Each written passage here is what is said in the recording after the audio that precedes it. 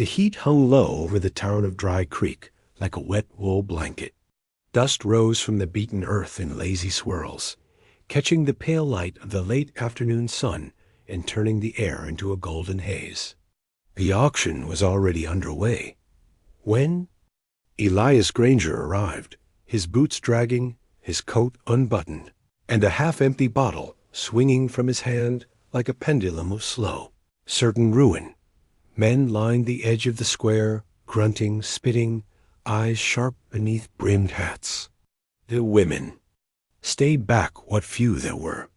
Most had the look of bruised sky and scorched land, as if the prairie itself had bled into them. A few children clung to their skirts, silent and too wise for their years.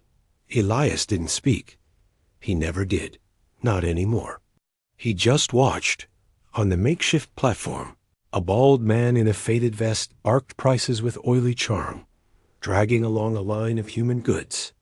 First, it was a group of railroad laborers, indentured, tired, wrists raw from iron shackles. Then a couple of drunks who'd sold themselves for whiskey debts. No one flinched. No one cared. And then came the mother. She stumbled onto the platform, with dust in her hair and blood on her skirt, holding one child's hand and clutching the other against her chest. The boy was maybe 6, angry, small fists clenched, chin up like he knew the crowd wanted to swallow him whole. The girl 10, maybe older, was quiet, unmoving, with hair like night and eyes like morning. She didn't blink, didn't cry, just stared out into the crowd as though she could see through their souls and find them wanting. She's healthy. The auctioneer called, yanking the woman by the arm. Can cook, clean, sew too for the price of one, gentleman. And throw in the little ones for free. There was a chuckle from somewhere in the crowd.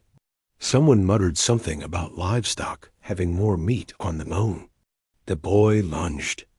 The woman yanked him back, whispering something low and sharp into his ear. Elias stepped forward. He didn't plan to. Hadn't intended to open his mouth today, or any other day this side of eternity. But his boots moved before his mind could. Stopped them, and his voice raspy, rusted from disuse cut across the murmurs like a whip crack. $10. The auctioneer blinked. What's that, mister? Elias took another swig from the bottle and tossed it aside.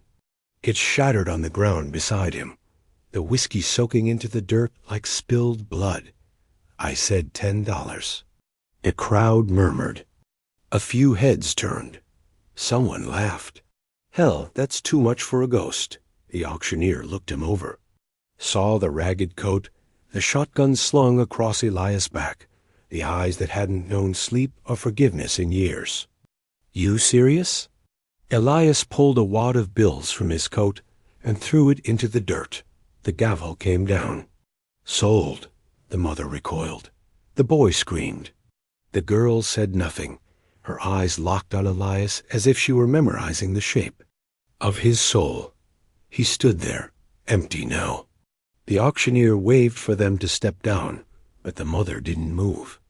Elias turned, walked back the way he came, and didn't bother to look behind. They followed anyway. The ranch was 20 miles out, past the edge of where even coyotes dared to tread. The trail wound through broken canyons and blackened rock, through ghost trees with branches like twisted hands. His horse knew the path better than he did. He hadn't spoken to the animal in years, but it had stayed with him all the same. They rode in silence, the children wedged behind their mother, on the old mule borrowed from town. The sun dipped behind the hills, casting everything in long shadows. When they finally reached the gate, Elias dismounted, pushed it open, and said only 2 words, "Stay here." The house was no better than a ruin, a burned-out shell of what once might have been a home. He'd rebuilt parts of it, enough to sleep and eat, but the scars were still there.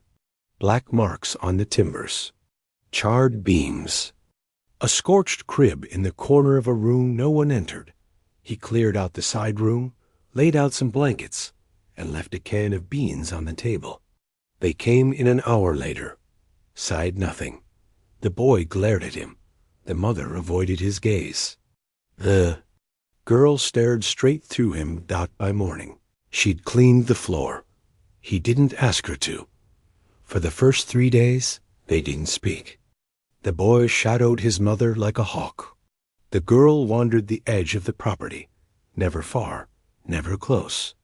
Elias watched them from the porch, smoking, drinking, thinking. On the 4th day, Clara broke the silence. "I'm not your servant." Her voice was thin but steel-lined. She stood in the kitchen doorway, sleeves rolled, dirt on her arms.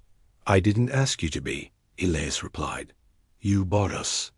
I paid to keep you from them. That's the same thing." He looked at her for a long time. "Do you want to leave?" She hesitated, then shook her head. "There's nowhere left." He said nothing, just nodded and walked away.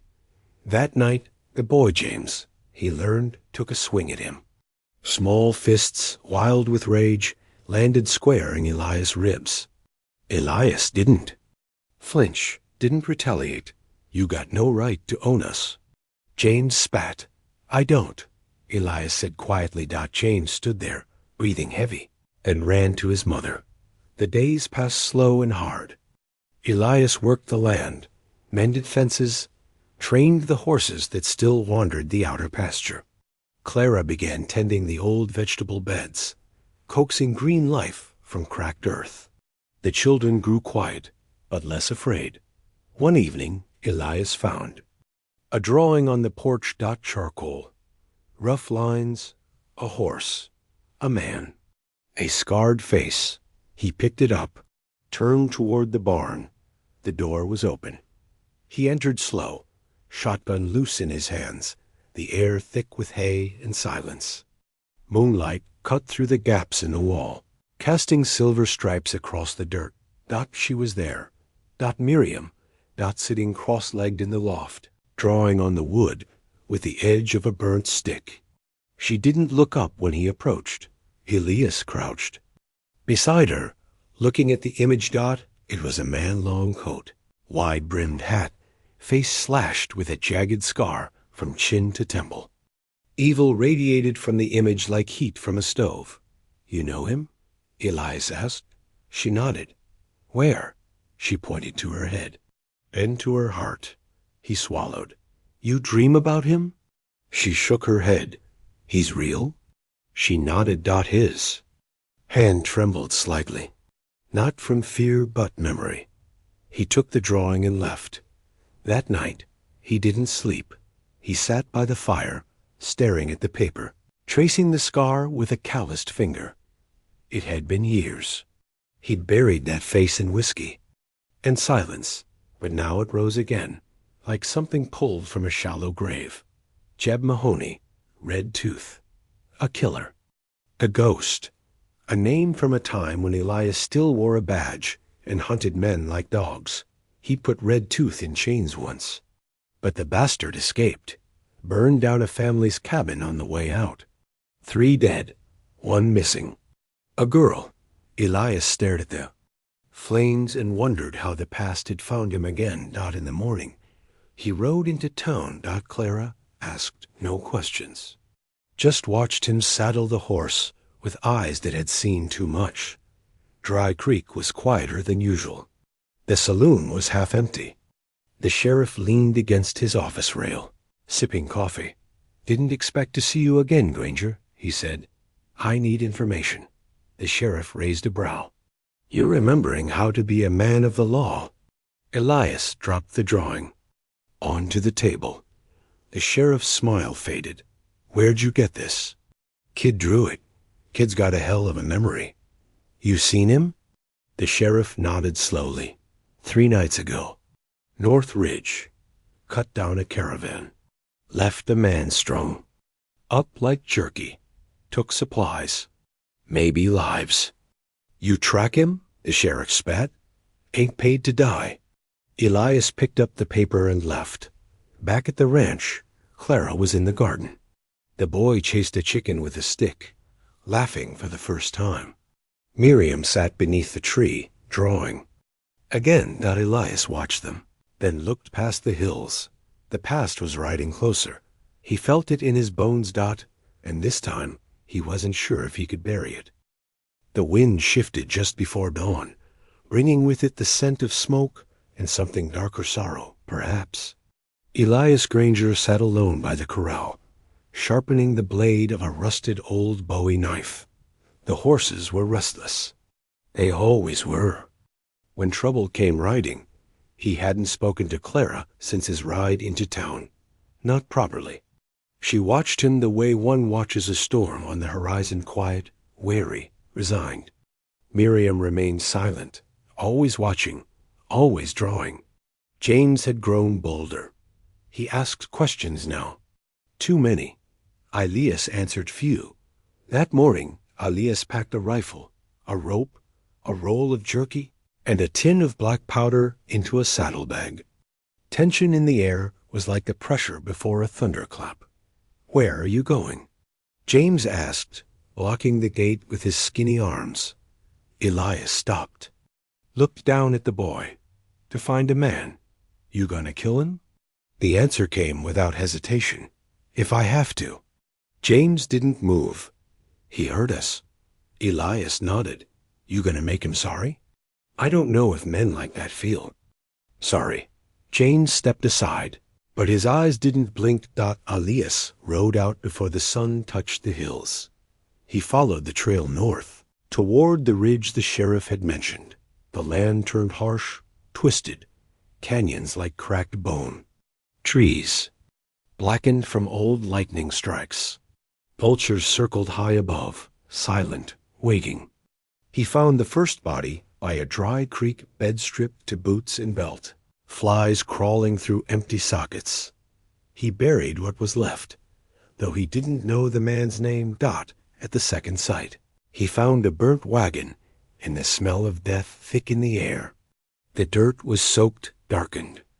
A woman's bonnet lay on the ground, torn and stained.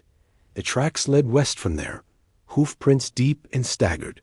4 riders at least.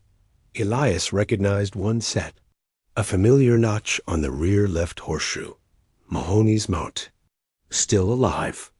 Still carving a trail of ruined. As dusk painted the world in blood-red light, Elias set camp beneath a crag of stone.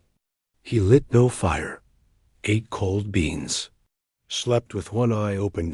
The dreams came anyway. Flames, screams, the sound of a child crying.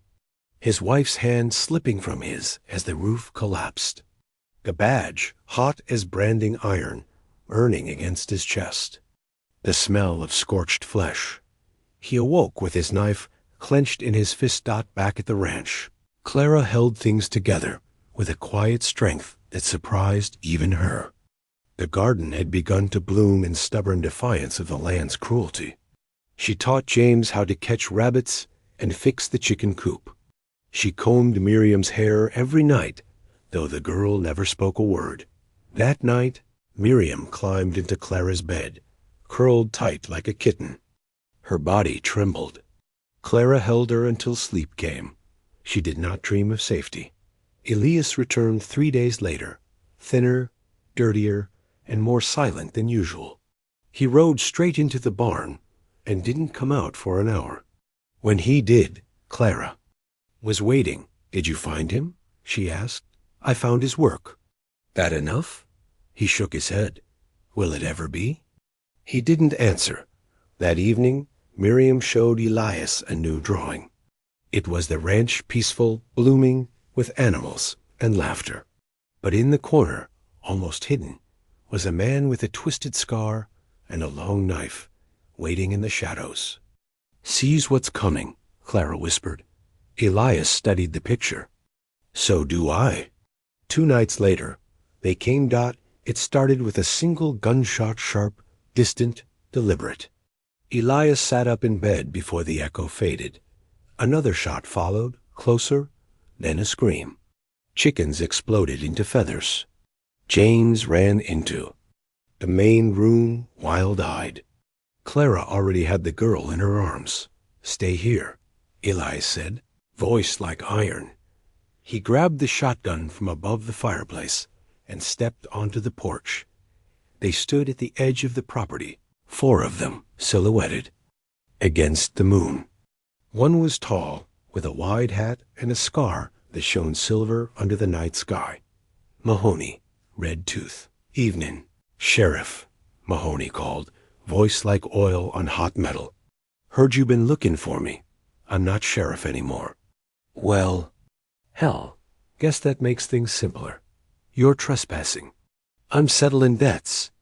Elias cocked the shotgun. I got kids here, he said.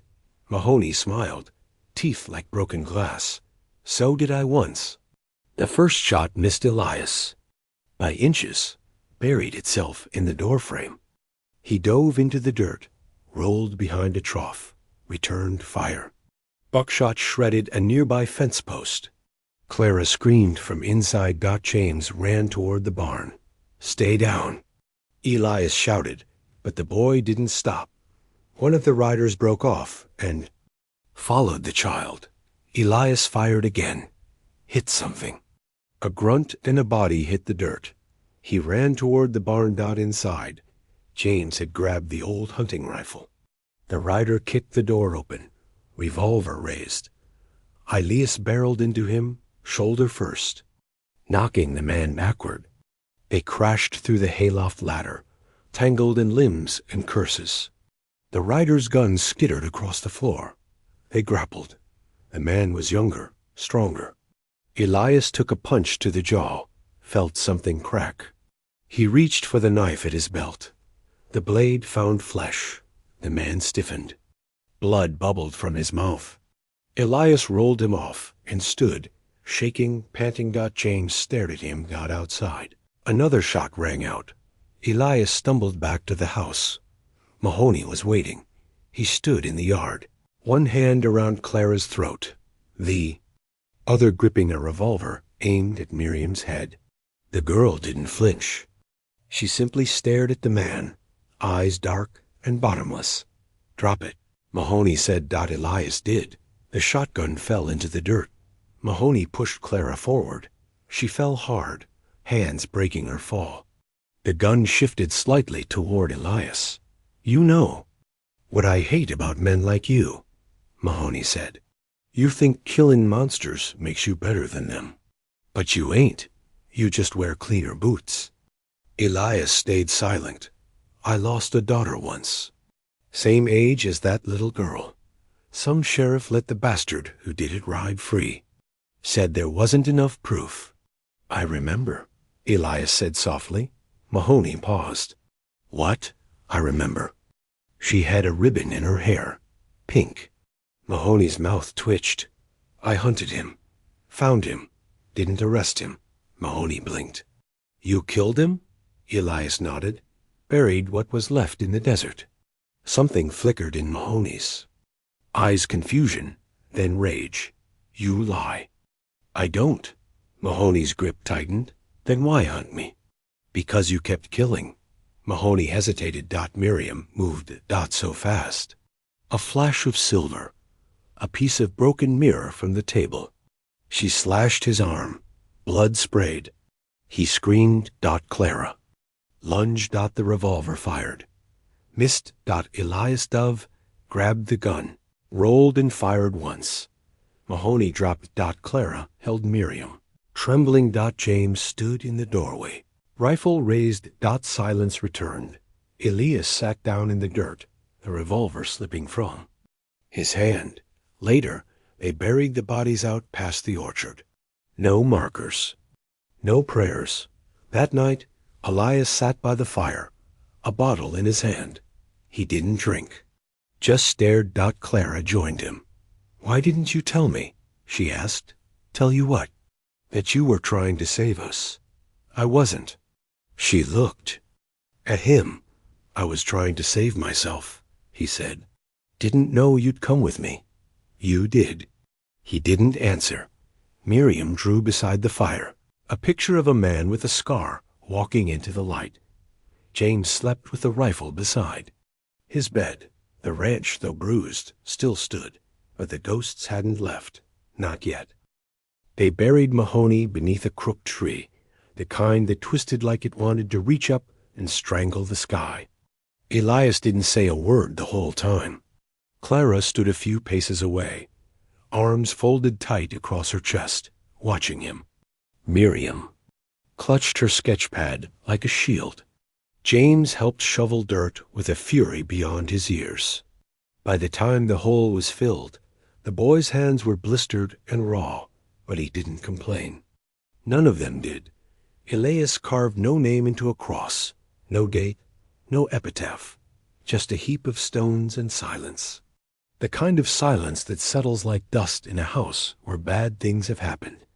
They ate dinner in the dark that night, too tired to light more than one lantern. The stew burned at the bottom of the pot, but nobody cared. James chewed mechanically. Clara watched the door. Miriam drew. Elias cleaned his revolver.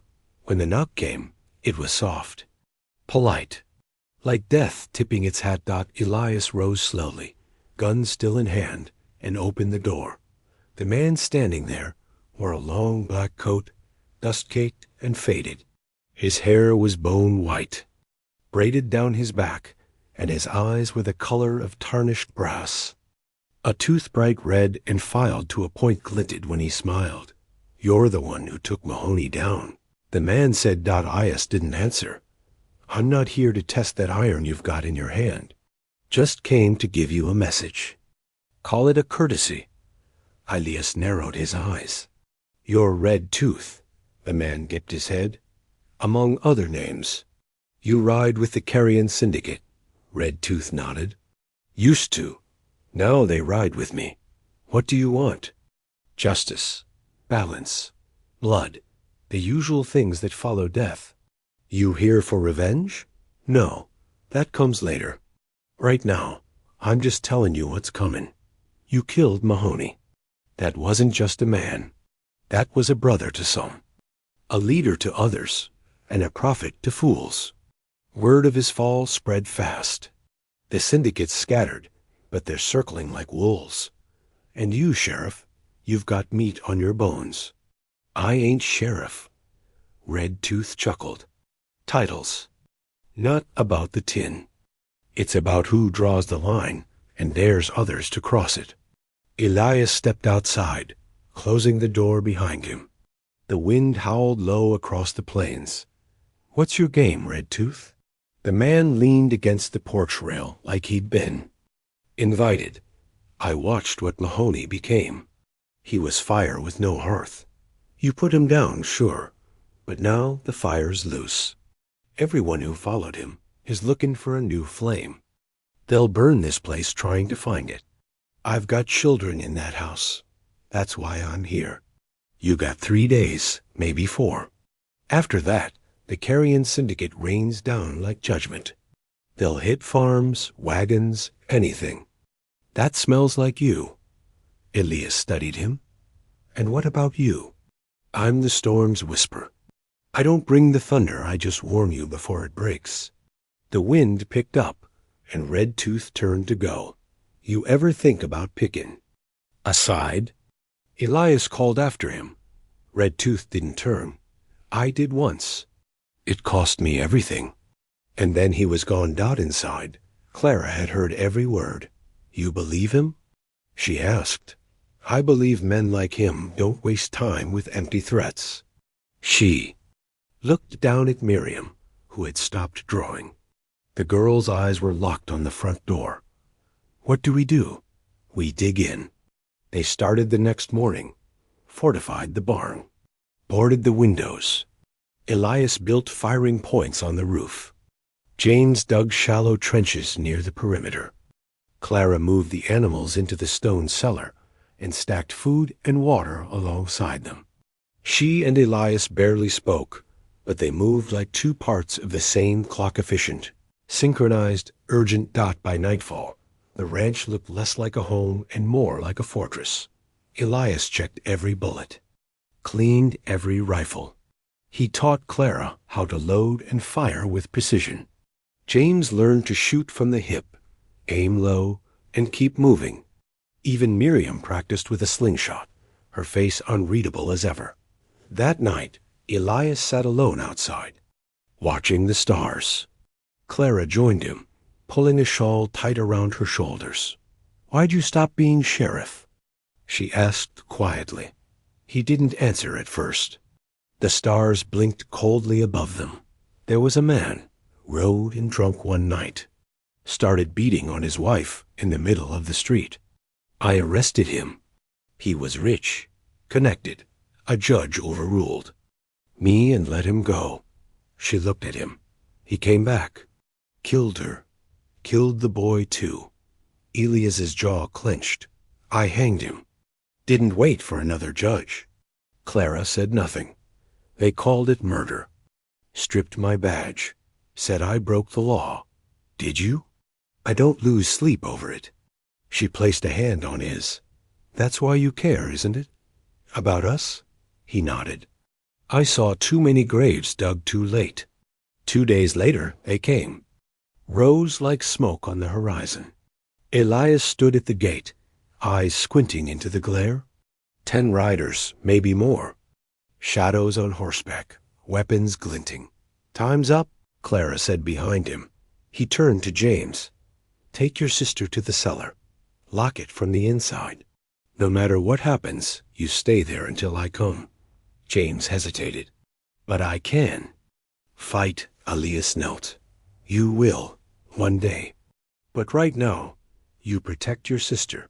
That's your war. The boy nodded. Took Miriam's hand. Elias and Clara stood side by side on the porch. He gave her a rifle. She took it without trembling. The syndicate stopped just beyond the fence line. One of them rode forward, a woman with a scar down her cheek and a hat full of feathers. She smiled like a snake. You Elias Granger? I am. You killed Mahoney. He earned it. Well, we're here to balance the scales. I figured. Give us the girl, the one he bought. Give her to us and we'll ride on. Clara raised her rifle. You'll leave in pieces before that happens. Woman laughed. So be it. Gunfire erupted. Elias rolled left. Clara dove right. Bullets cracked into the porch wood. Elias fired twice. One rider fell, horse bucking. Clara took out a second, clean through the throat. The rest charged. The ranch exploded in violence. James and Miriam crouched in the cellar, the girl holding her sketch pad like a talisman. Each gunshot echoed through the ground like a drumbeat. Outside, Elias fought like a man possessed. He moved with brutal grace shoot, reload, duck, repeat. Clara covered him, cool and sharp dash-eyed. One rider made it to the porch. Elias met him with a shovel. The blade crushed his ribs. Another tried to scale the roof. Clara shot him off the ladder. They were winning. Until Red Tooth returned. He walked through the smoke like a ghost. No horse, no rush, just calm inevitability. He carried 2 curved blades and wore a coat stained with history. Elias saw him and froze. Red Tooth smiled. Told you I wasn't the thunder. I'm the lightning that kisses it. They circled each. Other. Clara shouted something, but it was drowned out by gunfire. The first clash was brutal steel on steel, sparks flying. Elias blocked, countered, missed. Red Tooth moved like silk in a windstorm. One blade cut Elias's forearm. Another grazed his shoulder. But Elias didn't back down. He tackled Red Tooth, sent both of them crashing through the barn doors. Inside, the dust danced with their fury. Clara ran after them, shooting at 2 more riders who tried to flank the house. One fell. The other crawled away. In the barn, Elias and Red Tooth clashed again. The floor ran slick with blood. Red Tooth grinned, eyes wild. You're not like other men, he said. I'm worse, Elias growled. Then, from behind James, a crack of a rifle, a shout. Red Tooth turned, just for a second. It was enough. Elias drove the knife deep. Red, Tooth gasped. The red tooth in his mouth fell out. He dropped to his knees. It had to end, Elias said. Dot. Red Tooth smiled one last time. It never ends. Not really. Then he fell. Silence crept in. Clara found Elias slumped against a beam, bleeding but alive. James helped him up. Miriam stood in the doorway, her sketchpad clutched to her chest. She handed it to Elias. The last page showed a man standing in front of a fire, arms outstretched, while the shadows burned behind him. Later, they dragged the bodies into a pit. Marked none of them. Clara sat beside Elias as he sewed up his arm. You think it's over? She asked. No, but we're still here. Miriam sat drawing in the dirt, this time sketching the ranch, quiet and whole. James was planting seeds. The wind carried the scent of blood away. What remained was earth, sweat, and something almost like hope. Elias looked at his hands. Scarred, bruised, alive. Red Tooth rides no more, he said, but he didn't smile. He couldn't. Not yet. The morning after the bloodshed came soft and pale, like the world was holding its breath. The ranch smoldered at its edges, its fences broken, its fields marred with hoof prints and drag lines. Smoke still curled from the barn roof, where a lantern had shattered during the fight. The air tasted like gunpowder and damp earth. Elias walked the property in silence, every step a reminder that he still could. His arm was bound in linen. Clara had boiled and stitched herself. His ribs ached where Red Tooth had struck him, a dull throb that matched the memory of each man he'd killed. The graves were lined up behind the barn unmarked, as was his way. Even Red Tooth had one, though it was shallow, stony, and Elias hadn't said a word over it.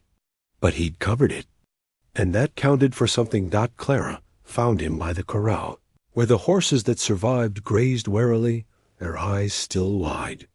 She handed him a mug of coffee and didn't speak. They stood side by side for a long while, listening to the wind. He said it never ends. Elias muttered. Clara looked toward the horizon. That kind of man needs it to never end. Otherwise, he's just a killer with no reason left.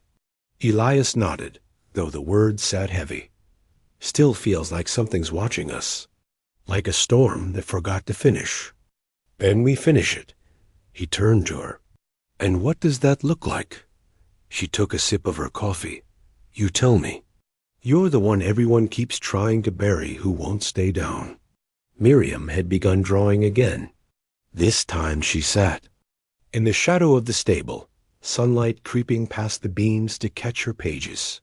Her sketches had changed. Less darkness, more people. Elias saw himself in one, standing with Clara, holding Miriam's hand. She'd drawn James taller, older, with a rifle across his back and a hawk on his arm. James was sharpening knives now, serious in a way boys shouldn't have to be. He practiced fast reloads in the yard and spoke less. Elias watched him and felt pride and sorrow intermingle in ways he hadn't known they could. They spent days repairing the ranch, rebuilt the fence line, reinforced the cellar door. It wasn't just about safety. It was about taking back what was theirs. Each nail driven into the wood was a declaration. We are still here. The townspeople began to come by in trickles. At first, just to see if the rumors were true, that Elias Granger had taken on the carrion syndicate and lived to tell it. Then they started bringing things. A bucket of nails, a sack of flour, tools, blankets. One man, a carpenter from the east side of town, offered to help rebuild the barn roof without charging a cent. We never believed in Mahoney, the man said quietly, but we were too scared to say it out loud. You did more than fight him. You showed us we didn't have to kneel. Elias didn't know what to say, so he simply nodded, and the man got to work. At night, they sat around the fire. Clara played an old harmonica she'd found in the attic, and Miriam sometimes hummed along. James had begun asking questions about gun technique, trail signs, and the best way to read a man's intent by his boots. Elias answered all he could, and where he didn't know, he admitted it. That, more than anything, made James respect him. But peace, Elias knew, was a creature you had to feed constantly, or it would starve and turn to dust. He began making trips to town again, walked into the saloon without flinching.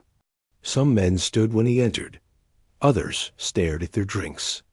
The sheriff knew, young, uncertain, tried to assert himself once, suggesting Elias lay down his guns if he wanted to stay. Elias handed the man his badge instead. You want to wear the law? Earn it. The sheriff backed down. Rumors followed Elias wherever he went. Some said he'd made a pact with devils to survive the syndicate. Others claimed Red Tooth had been his brother. Some stories said Elias had taken over the syndicate himself and ruled from the shadows. He let the stories grow. They were better armor than tin stars and faster than bullets. One night, as winter began to whisper its approach, a letter arrived. It was hand-delivered by a boy who rode hard and left immediately. The envelope was sealed in wax, no name, only a symbol burned into the flap, a circle broken by a single claw mark. Elias read it once, then twice. Clara saw his expression shift. Not fear, but something colder. What is it? She asked. He folded the letter carefully. There's one left. A man named Pike, Mahoney's right hand before Red Tooth turned him. And he's rebuilding. Out past the Devil's Spine. They're calling it the Burn. Clara exhaled. Slowly. He's coming. Elias shook his head. No, he's waiting. He wants me to come to him. And we don't go. He has others. People he's taken. Families. He's doing what Mahoney did, buying fear, trading it for loyalty. Clara stood, stepping between him and the firelight. You don't owe the world more dead men. I owe them the chance to not become ghosts. She searched his face for a long time. You go alone, she said finally, and you die. Elias didn't argue. He packed at dawn. James tried to follow him. I can fight. I know, Elias said, placing a hand on the boy's shoulder. But this fight's not about guns. It's about ghosts. And I'm the only one they'll recognize. Miriam gave him a drawing. It was him, standing on a cliff, facing a shadow twice his size. But the sun was rising behind him. Keep the light behind you, she said. He nodded, not trusting his voice. Clara didn't kiss him. But she held his hand longer than necessary, and when she finally let go, there were tears in her eyes. Road to the Burn was jagged and cruel. Dried riverbeds, shattered rocks, valleys where the wind howled like mourners. Elias traveled light one rifle, 2 revolvers, and a coat that had seen too many winters. The Burn appeared like a scar across the land. Blackened soil, twisted metal, and makeshift huts built from the bones of wagons. Smoke curled from vents in the ground, sulfur and charcoal mixing in the air. Pike's men watched him approach, but didn't stop him. They'd been told he would come, that he wouldn't be turned away. Pike sat on a throne made of scorched timbers, a patch over one eye and a knife as long as his arm strapped to his back. He smiled when he saw Elias. Well, look who crawled out a legend. Elias didn't smile. I came for the ones you took. Pike shrugged. They follow me willingly. Better to rule in ash than kneel in dust. You're not building anything. You're just making ruins. I'm building fear. Fear lasts. Elias stepped closer. Not today. Pike stood. Then come take him. The fight was brutal. Not cinematic. Not glorious. Just 2 men tearing at each other like animals. Elias took a blade to the ribs, split Pike's jaw with the butt of his gun, caught a fist that broke 2 fingers. But he didn't stop. He couldn't. He knocked Pike down and held his revolver to the man's head. Pike laughed through broken teeth. "Do it. Make me a martyr." Elias holstered the gun. "You don't get that honor." Instead, he dragged Pike out, threw him before the crowd that had gathered. "You follow him," Elias said, blood dripping from his brow. "You burn with him." The people watched in silence. A woman stepped forward. Then a man. One by one, they turned their backs on Pike and walked away. When Elias returned, Clara was waiting on the porch. Miriam ran to him, arms around his waist. James just nodded, but there was something like awe in his eyes. Later that night, Elias sat alone, watching the stars. Clara joined him. "You didn't kill him." "No." "Why not?" "Because I wanted something to end." She leaned against him. "You think this is peace?" she asked. "It's a start." In the distance, coyotes howled. Elias closed his eyes. The land had buried many men, but not him. Not yet, and maybe, just maybe, not ever. If this story moved you, don't forget to like, subscribe, and share your thoughts in the comments. There are more stories in the ashes if you're brave enough to look.